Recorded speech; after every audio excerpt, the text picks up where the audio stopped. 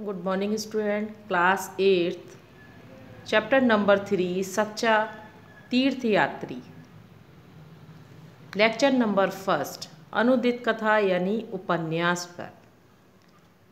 प्रस्तुत कथा के लेखक जो थे 19वीं शताब्दी के प्रसिद्ध रूसी साहित्यकार लियो टॉल्स्टॉय का जन्म 28 अगस्त सन 1828 में एशियन नोवेल्टी में हुआ था।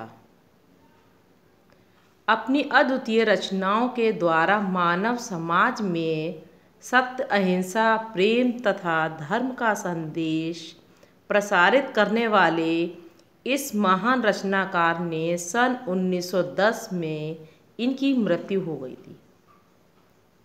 प्रस्तुत पाठ में लेखक ने बताया है कि लोग धर्म, कर्म, तीर्थ यात्रा और व्रत आदि अनेक उपाय करके ईश्वर का आशीर्वाद पाना चाहते हैं, किंतु ईश्वर की सच्ची भक्ति प्राणियों की सहायता करने में है। ऐसे अवसर भी ईश्वर भक्ति का अवसर होते हैं। ये बात सही है कि ईश्वर की सच्ची भक्ति प्राणियों की सहायता करने में है। ये जो लेखक इस पाठ के लेखक हैं उन्होंने भी ये बात कही है कि सच्ची भक्ति प्राणियों की सहायता करने में ही है। ये इस कहानी में भी कुछ ऐसा ही है। आइए इस कहानी को पढ़ते हैं और समझते हैं। आइए बेटा ध्यान दीजिए। किसी समय रूस के एक गांव में एफिम और एलिशा नाम के दो वृद्ध मनुष्य रहते थे। दो वृद्ध मनुष्य जो थे उनके नाम थे एफिम और एलिशा। वे बड़े घनिष्ठ मित्र थे। एफिम गंभीर और विचारवान व्यक्ति था। एफिम कैसे थे? गंभीर थे, धैर्यवान थे और विचारवान व्यक्ति था। वह अपने परिवार की देखभाल बड़े ध्यान से करता था। एलिशा ना धनवान था और ना ही निर्धन, ना अधिक पैसे वाला और ना ही अधिक गरीब। वह मधुमक्खियाँ पालकर अपना और अपने परिवार का पेट पालता था। वह बड़ा दयालु और प्रसन्नचित्त व्यक्ति था। कौन था बेटा दयालु और प्रसन्नचित्त व्यक्ति? एलिशा। वह मधुमक्खियों का पालन करके अपने और अपने परिवार का पालन पोषण करता था और बहुत प्रसन्न और दयालु व्यक्ति था। अपने परिवार एवं पड़ोसियों के साथ वह शांति से रहता था।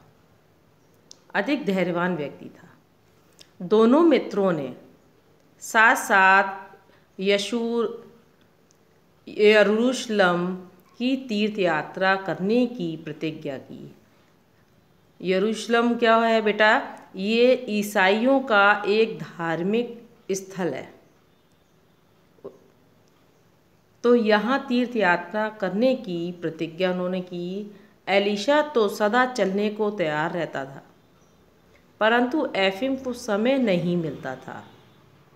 उसके पास सदैव कुछ ना कुछ काम रहता था। इस काम की वजह से एफिम जाने को तैयार नहीं हो पाता था। एक काम समाप्त होता तो दूसरा शुरू हो जाता। एक दिन एलिशा ने जोर देकर कहा, क्यों मित्र, हम अपनी प्रतिज्ञा कब पूरी करेंगे? एलिशा की बहुत इच्छा थी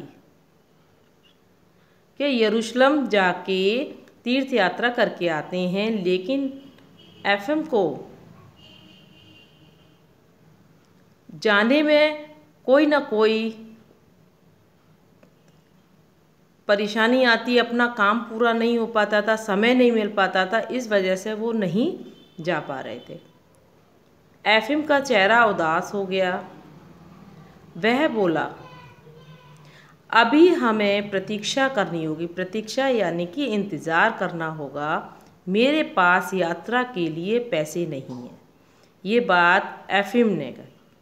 किसके द्वारा कही गई है? एफिम के द्वारा, कि अभी हमें प्रतीक्षा और इंतज़ार करना होगा, मेरे पास यात्रा के लिए पैसे नहीं हैं। एलिसा हंसा और बोला। एलिशा को हंसी आई और बोले, तुम्हारे पास मुझसे 10 गुना अधिक धन है और फिर भी ऐसी बात करते हो। आत्मा की पवित्रता से बढ़कर और कुछ भी नहीं है। बिल्कुल सही बात है, आत्मा की पवित्रता से बढ़कर और कुछ नहीं है। तीर्थ यात्रा से आत्मा पवित्र होती है। हमने प्रतिज्ञा की है, अतः हमें अवश्य चलना चाहिए। ये एलिशा ने कहा कि मुझसे ज़्यादा तुम्हारे पास इतना अधिक धन है, फिर भी तुम ऐसी बात करते हो। आत्मा की पवित्रता से बढ़कर और कुछ नहीं है।